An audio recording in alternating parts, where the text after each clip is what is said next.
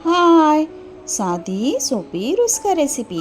चला तर मग बनवूया हरभऱ्यांच्या हिरव्या पानांची भाजी. साहित्य बघूया. जिरे घेतले, मिरच्या घेतल्या,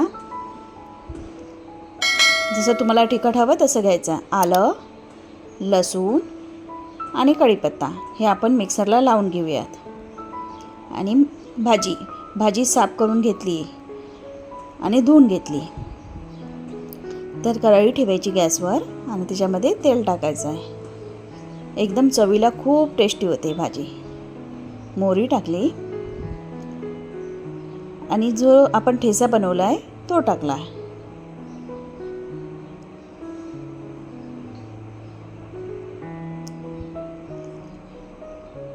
ठेचा चांगला तेलामध्ये होऊ द्यायचा. नंतर धने पावडर टाकायची, थोडी हळद टाकायची, पुन्हा मिक्स करून घ्यायचं छान. थोडं पाणी टाकायचं त्याच्यामध्ये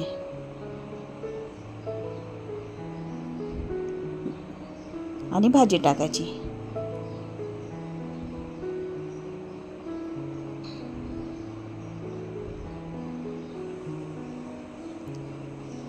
भाजी चांगली मिक्स करून घ्यायची.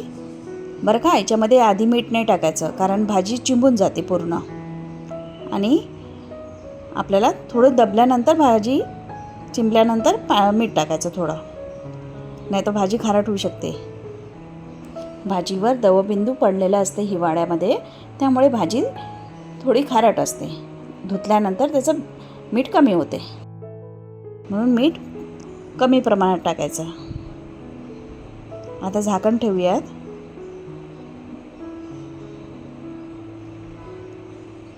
पुन्हा हलवून घेऊयात. वाफेमुळे त्याला पाणी पण सुटलं आहे छान.